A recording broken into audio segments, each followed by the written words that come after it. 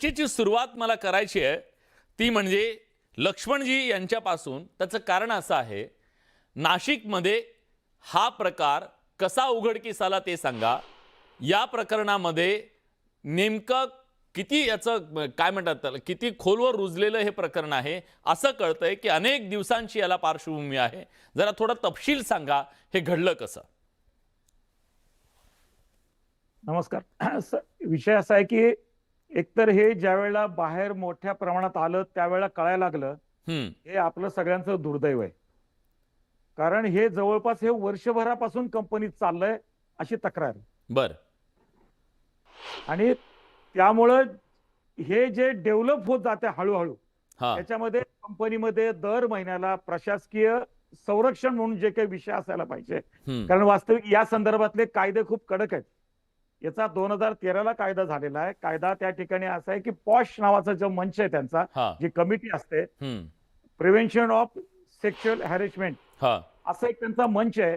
त्याच्यामध्ये internal complaint committee compulsory सांगितलेली आहे। बरोबर। जिथं 10 वर्कर आहेत त्या ठिकाणी त्यांनी ताबडतोब ही कमिटी एस्टॅब्लिश केली पाहिजे आणि त्याची दरवेळेला त्याचं कामकाज चाललं पाहिजे। त्याच्यामध्ये महिला सक्षम अधिकारी त्याच्या प्रमुख केल्या पाहिजे।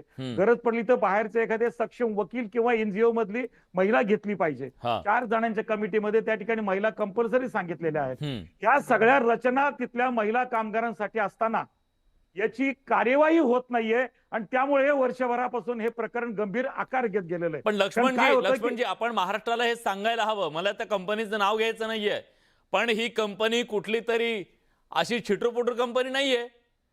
ही अतिशय प्रोफेशनल कंपनी, जगभरात ज्या कंपनीचं नाव आहे, ज्या कंपनीकडे अतिशय आदरानं बघितलं जातं, आयटी क्षेत्रातली बलाढ्य कंपनी ही आहे आणि त्या कंपनीमध्ये अशा प्रकारचा इतका हलगर्जीपणा कसा काय होऊ शकतो?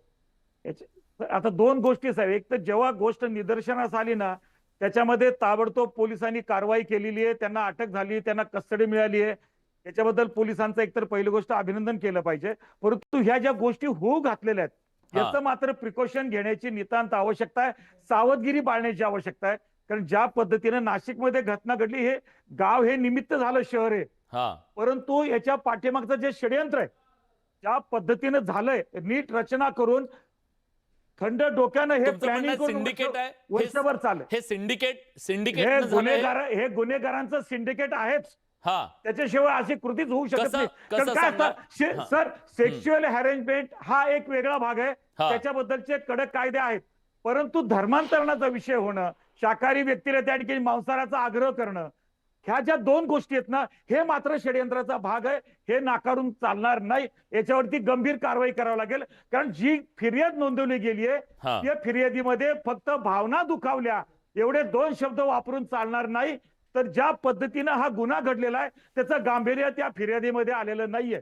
आणि दुसरी गोष्ट, आता जो आपला महाराष्ट्रामध्ये कायदा धर्मांतर काय, त्या कायद्यानुसार ही तक्रार दाखल झाली पाहिजे, त्या कायद्यानुसार गुन्हा दाखल झाला पाहिजे, त्यानुसार यांना शिक्षा झाली पाहिजे, अशी सगळ्यांची धारणा आहे, भावना आहे, आपली मागणी। हा, ठीक आहे, तुमचं म्हणणं आहे की याच्यावरती कठोर कारवाई नव्या कायद्याच्या नुसार झाली पाहिजे, पण